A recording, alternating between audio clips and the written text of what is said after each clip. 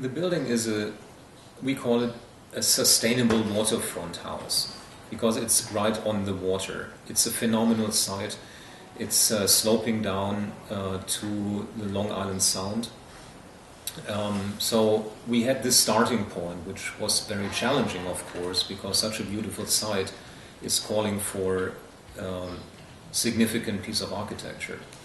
So what you see is a sculptural approach to architecture. You see a building that is built on a stone base. It's a black brick which holds the sculptural top, the first and the second floor, and it works with the site. It picks up on the energy of the site. It plays with the fact that we have the entrance side towards the green area. That's where the plants and the trees are, and the other side leads down to the water and opens itself up to the water. It's a one-family residence.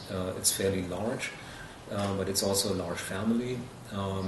This building works like a clockwork. We had many meetings with the owners to really optimize how the building works. We have one very special feature. I never liked swimming pools that are in this climate outdoors and are covered for at least half a year, sometimes more, sometimes longer. So we designed an indoor-outdoor pool, which has a retractable glass wall around it.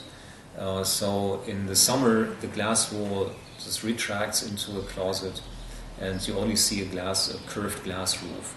And in the winter, the wall just comes out, encloses the pool area, and on the outside it snows, and you can take a nice swim in the swimming pool. And there's also a jacuzzi, so you can take a nice jacuzzi break while it snows outside with a magnificent view of the Long Island Sound. A very important aspect about this building is that it is a sustainable building. It has a lot of green features. It has geothermal heating and cooling. It has photovoltaic panels on the roof. It has green roofs in the areas where we don't have photovoltaic. It has many more features that make this a truly sustainable building.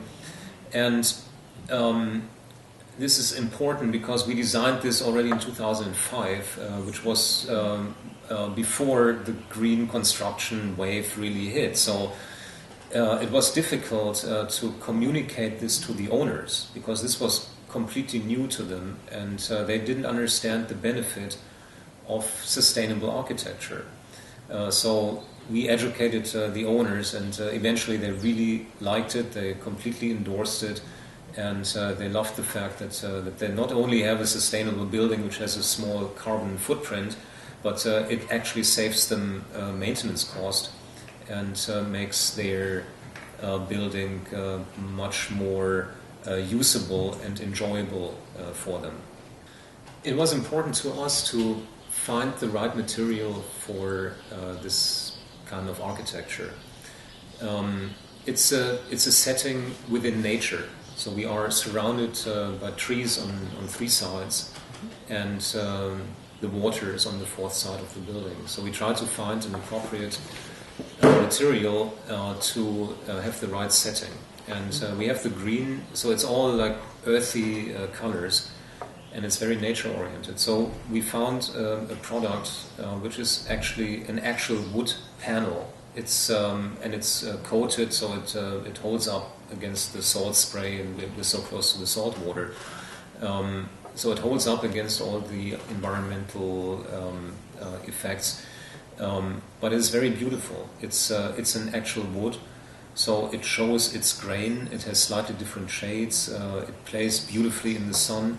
In the winter, when the trees are bare, it's a beautiful sculpture that is sitting on a stone pedestal, and in the summer it's even more magnificent to have this contrast between the actual trees and the wood-clad building.